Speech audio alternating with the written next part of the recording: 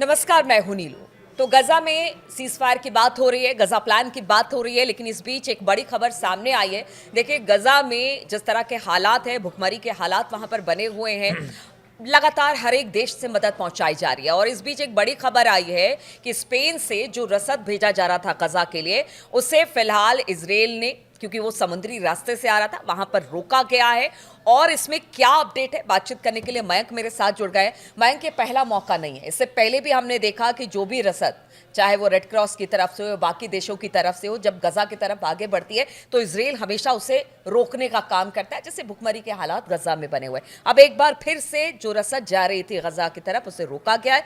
कहां पर रोका गया है और फिलहाल इसको लेकर किस तरह का? देखिए, ग्लोबल समुद्र फ्लोटिला ये इस अभियान का नाम है। ये छोटी छोटी नाव हैं जो कि स्पेन से शुरू हुई थी 1 सितंबर को, और ये गजा की तरफ आगे बढ़ रही थी। इसमें कई सारे शिप्स हैं, छोटी छोटी नाव हैं जिसमें खाने पीने का सामान है, मेडिसिन्स हैं और इस तरह की चीज़ें हैं, कपड़े हैं, वो इनमें हैं। और 500 से ज़्यादा कार्यकर्ता, 500 से ज़्यादा जो है वो सोशल वर्कर्स अलग अलग, जिसमें ग्रेटा थनबर्ग भी हैं, शामिल हैं, वो भी इसमें सवार थी। ये नावें सब के सब खाने पीने का सामान लेके गजा की तरफ आगे बढ़ रही थी। अब जो खबर आई है उसमें यह है कि इजराइल ने 13 नावों को रोक दिया है।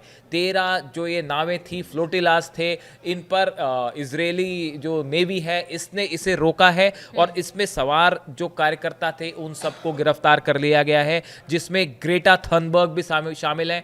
ग्रेटा थनबर्ग जो है वो स्वीडन की बड़ी कार्यकर्ता है, जो हमेशा से फिलिस्तीनियों की हक की बात करती रही हैं। और वो अल्मा जो नाव थी उस पर सवार थी।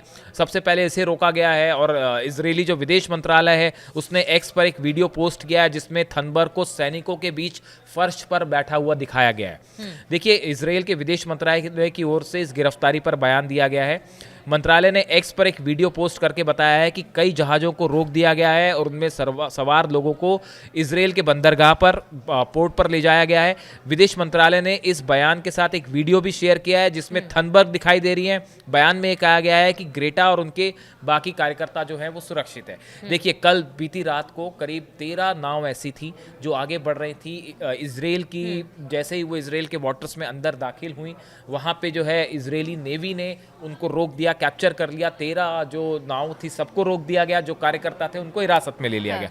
अब देखिए, इसमें बड़ी बात यह है कि इजराइल ने समुद्र के रास्ते गजा तक किसी भी तरह की जो सहायता पहुंचाई जा रही है उसके लिए वहां पे उसने बैरिकेडिंग कर रखी है समुद्र में, कि ताकि कोई भी जो है वो शिप अंदर ना आए। अब ये बड़े बड़े पैमाने पर देखिए गुस्सा देखा जा रहा है इजराइल के खिलाफ, फिलिस्तीनियों को लेकर, जिस तरह से वहां पे बम्बार्डमेंट हो रहा है और भूख से बच्चे मर रहे हैं, महिलाएं मर रही हैं। इनको हालात बहुत खराब है गजा में। इसलिए ये स्पेन से अभियान शुरू हुआ था 1 सितंबर को, और कई सारे शिप्स जो है, छोटी छोटी नाव जो है वो सामान लेके गजा की मदद के लिए समुद्र में निकल पड़ी थी। इसमें से 13 जो शिप्स थे, छोटी छोटी जहाज थे, इनको रोक दिया गया है। इन कार्यकर्ताओं ने गिरफ्तारी के बाद इजराइल की इस कार्रवाई को अवैध बताया है। उन्होंने दुनिया से इस एक्शन के खिलाफ लोगों से आवाज उठाने की अपील की है। उनका कहना है कि वे हथियार नहीं बल्कि लोगों के लिए राहत की सामग्री लेके जा रहे थे। ये जो सोशल वर्कर्स थे, इनकी तरफ से कहा गया, भाई हम जहाज में कोई हथियार लेके नहीं जा रहे, आप चाहें तो चेकिंग कर लीजिए इसकी। हम वहां पे खाने पीने का सामान ले जा रहे हैं, दवाइयां ले जा रहे हैं, कपड़े ले जा रहे हैं, जो वहां लोगों की जरूरत है। गाजा के लोगों की इसकी जरूरत है। थनबर्ग आल्मा नाम की फ्लोरिडा में थी, अब उन्हें अशदोद जो पोर्ट है इजराइल का, वहां ले जाया गया है। इसके साथ ही इजराइल ने आल्मा समेत सिरस, स्पेक्ट्रा, होगा, अदारा और डेर यासीन, ये वो सब शिप्स के नाम है छोटे छोटे, जिन सबको जो है फिलिस्तीन की ओर जो बढ़ रहे थे रोक दिया। नहीं, देखिए, हर बार ऐसा ही होता है कि इजराइल ये कहता है कि देखिए इस शिप में या इस जहाज में या इस गाड़ी में शायद हमें लगा कि वहाँ पर हमास के लोग हैं या हथियार सप्लाई हो रहे हैं। पीछे भी हमने देखा एक रेड क्रॉस सोसाइटी के एम्बुलेंस पर भी जिस तरह वहाँ पर हमला किया और कितने सारे बेगुनाह मारे गए।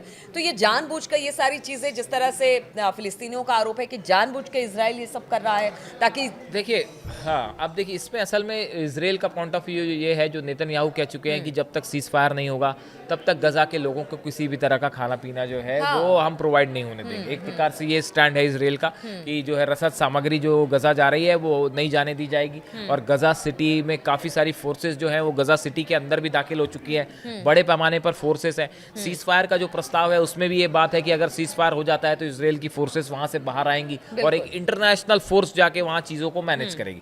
लेकिन अब देखिए, खासकर देखिए, जैसे कल जब ये फ्लोटिलाज रोके गए, ये छोटी छोटी नावों को रोका गया, हाँ। इसके बाद जबरदस्त गुस्सा यूरोप में भी देखा जा रहा है। ट्यूनीशिया में तो इतना जबरदस्त कल प्रदर्शन हुआ, अगर आप उसकी तस्वीरें देखें, हजारों लोग, लाखों लोग सड़कों पर थे और इजराइल के खिलाफ प्रदर्शन कर रहे थे कि ये खाने पीने का सामान जो रोका गया ये ठीक नहीं है, ये मदद जो है वो फिलिस्तीनियों तक जानी चाहिए। इसको लेकर लगातार अपील हो रही है। तो देखिए, एक बड़े पैमाने पर यूरोप की तरफ से, अफ्रीका की तरफ से कई देश ऐसे हैं जो कि इस मामले में फिलिस्तीनियों के साथ खड़े हैं और लगातार उनकी तरफ से ये बात कही जा रही है कि भाई वॉर अपनी जगह है, लेकिन जो फिलिस्तीनी नागरिक हैं जिनका कोई लेना देना नहीं है इससे, उनके ऊपर बम्बार्डमेंट या उनके लिए खाना और दवाइयाँ पहुँचनी बहुत ज़रूरी है। और ये जो फ्लोटिलास थे, ये सुमुद फ्लोटिला, इस पे पूरे दुनिया भर की नज़र थी। इसमें कई नेल्सन मंडेला के पोते हैं, बताया जा रहा, वो भी इसमें मतलब शामिल थे। अलग देशों से जो ह्यूमन राइट्स के लिए काम करते हैं उन लोगों की तरफ से भेजे जा हाँ, रहे उन लोगों की तरफ से ये भेजा गया था। और इस पे पूरी दुनिया की नजरें थी। जिस तरह से समुद्र में छोटी छोटी नौकाएं स्पेन से निकली, इसने बड़ा इंटरनेशनल ध्यान मीडिया का आकर्षित किया। दुनिया भर की खबरों में ये चीज़ रही और इसको लेकर जो है वो काफ़ी ज़्यादा लोगों में सर्च किया गया सोशल मीडिया में कि इनका क्या स्टेटस है। ये धीरे धीरे जैसे आगे बढ़ती गई, इसको लेकर खबरें आती रहीं।